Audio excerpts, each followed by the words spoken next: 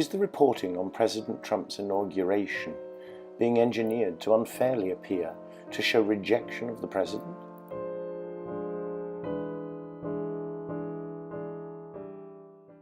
The BBC, CNN, and others have all shown overlaid images of both the inauguration of Obama and that of Trump.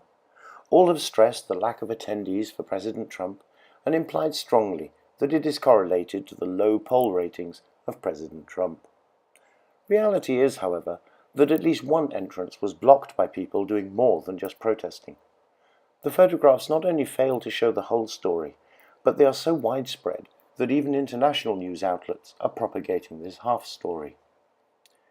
Clearly, the comments and statements from President Trump have been controversial and provocative. However, clearly a significant portion of the American population still voted for him and the Republican Party. The likelihood that such a significant inauguration would have been empty because of a lack of followers is just not plausible. No one can dispute that the comments, behavior, and attitudes of President Trump has created very vocal enemies. This is to be both expected and acknowledged.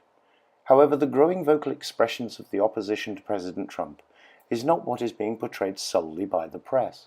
They are implying that we should interpret the large number of opposition taking to the streets as the same as people are withdrawing their support for President Trump. There is, however, no disclosed empirical evidence for this interpretation. There is, of course, the question of the poll.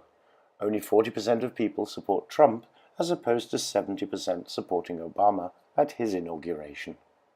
This, however, is not the whole story. When were the people polled?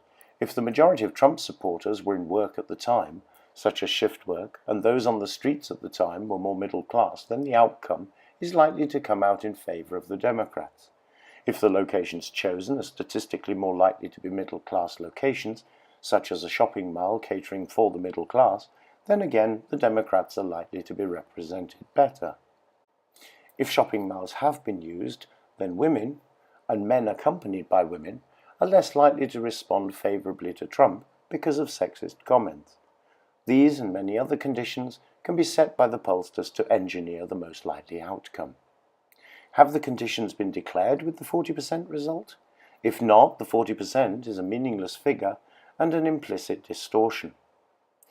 Irrespective of the president's past comments, style of communication, or political direction, based on this reported version of a staged managed truth, his claims of a distorted or fake press are probably partially substantiated. This being the case, irrespective of the citizens' support for President Trump, a far more substantial founding principle of the United States is at stake, namely the need for journalism to report the truth, the whole truth, and nothing but the truth.